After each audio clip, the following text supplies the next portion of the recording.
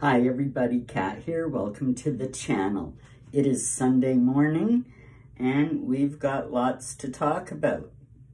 New revelations from Harry and Meghan's Nigerian trip. Aren't they just the grift that keeps on giving? In the Daily Mail, it is reported that Prince Harry and Meghan Markle were welcomed to Nigeria last week by a fugitive who's been federally indicted in the United States for allegedly orchestrating a $20 million money laundering fraud scheme, dailymail.com can reveal. Going on, the article says Airpeace CEO and chairman Dr. Alan Onyema, whose airline the royals took for their flight from the nation's capital Abuja to its largest city, Lagos, on May 12th, was a key member of the welcoming committee that met the Duke and Duchess of Sussex when they touched down on the tarmac as part of their 3-day tour of Nigeria. Now, the article goes on. I've read other articles and seen other videos where it says, of course, you know, basically, all their whims were satisfied. Anything they wanted was given to them. It was like a 150-seater plane. And, of course, it was just Harry and Meghan and their entourage, their photographer, film crew, that kind of thing. That was all that was on the plane. And they were treated like royals because, quote, they are royals. There's so much wrong with this, and there's so much that is just, you know, you couldn't expect anything else, really. Here's the thing.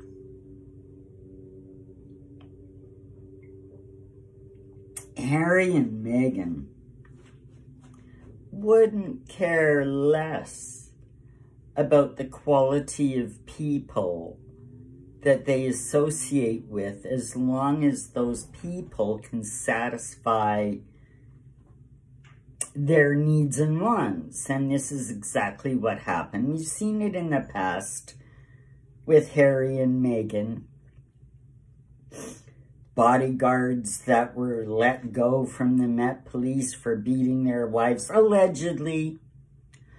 You know, things like that. They've had a history of dealing with shady people. And, you know, there's a bunch of YouTubers screaming about, why doesn't the president, why does nothing happen? Why does nothing happen to these guys? And look at all the graft, look at all the corruption. Why does nothing happen to Harry and Meghan? Well, I'll tell you, and a dirty little secret, and something that maybe a lot of you don't want to hear. You have to be reminded that Harry and Meghan aren't the only ones that have had dealings, financial dealings, business dealings with some pretty shady characters. They're not the only royals that have ever accepted gifts from questionable acquaintances. You know, I mean, you got to be realistic about it. We look at Harry and Meghan like, and I say this all the time, like, they're the bad guys, and you know, William and Kate, good. Harry and Meghan, bad. Well, it's not quite that clear cut, excuse me. You see, now I'm not accusing anybody of anything. I'm just saying the royals as a bunch have a history of dealings with shady people, man. You know, look at Andrew and Sarah. Look at the, you know, money from Epstein, the time when Prince Andrew was working as a trade envoy for the British government. 90% of what he did was personal graft you know, making side deals with warlords and gun runners and somehow financially benefiting. We know that goes on. We know that went on.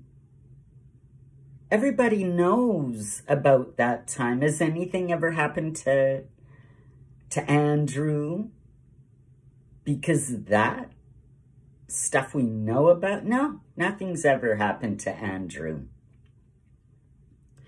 King Charles, while he was Prince of Wales, accepting grocery bags of $1 million in plastic grocery bags delivered to his, you know, his offices, purportedly a donation for Dumfries House and the charity that runs it, the Prince's Trust.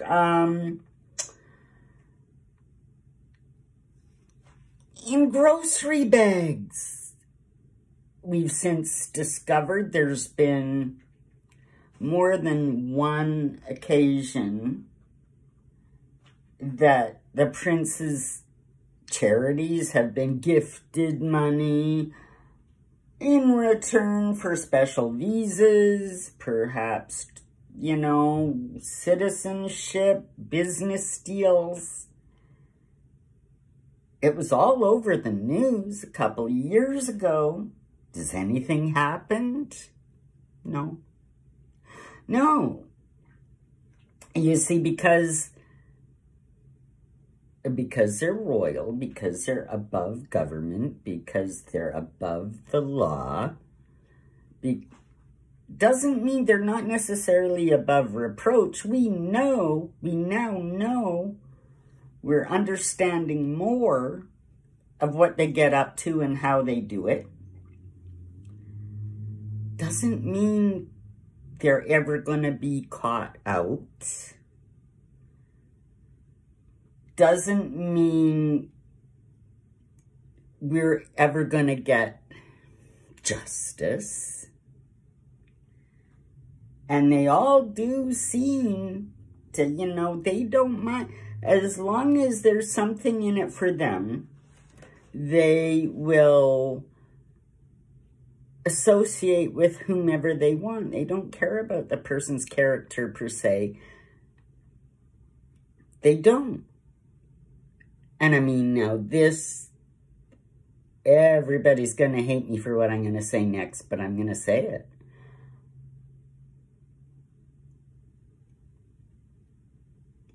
Look at the Commonwealth. Look at the Commonwealth. You've got Canada, Australia, New Zealand. And it's going to sound racist, but it's not. It's reality. Those are the Western white members of the Commonwealth.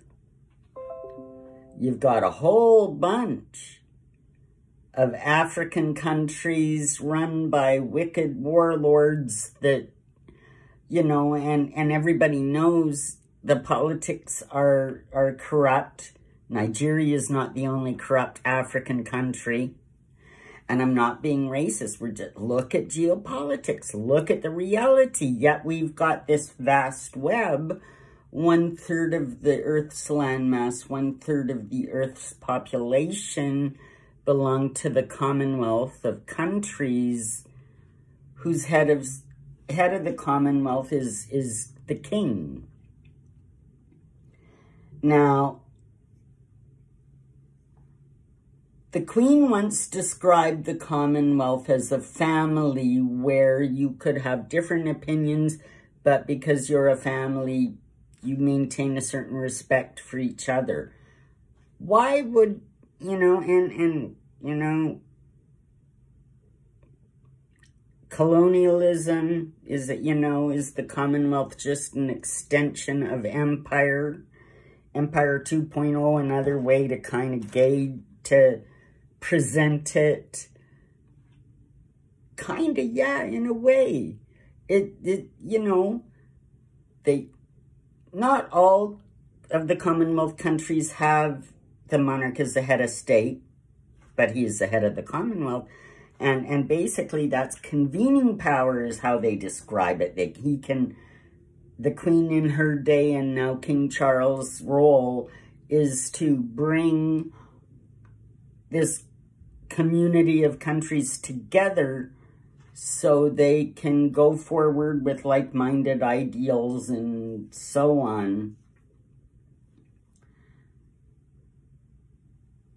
You know, you could say, well, what the heck does Canada have in common with Nigeria? Well, you know, that's good grief. We both got terribly corrupt leaders. There you go. There's one thing. Yeah. So corruption in any level of government nowadays, I mean, I defy you to find one country that is corruption-free in any sense of the word. Any large organization, especially an elitist organization putting forth policy to affect a large amount of the world's population, like any, you know, the WHO, the World Economic Forum, the World Trade Organization. Does that ring a bell? Nigeria, Harry and Meghan, and a woman. But anyway, you know, it's all connected. They run in those circles, and yeah, they're all corrupt. So when you start looking, and I mean, it's not a paranoid, it's not a foil hat issue, but when you start looking, you are going to find corruption just about everywhere, and the royal family is no exception. And I mean, I hate to say it, but it's not just Harry and Meghan. It's not just, you can find many examples of members of the royal family engaging in corruption for personal gain. The way that we look at it, their attitude towards it, of course, is completely different, and they don't take into account those things which would make us be held responsible for our actions. That doesn't affect them.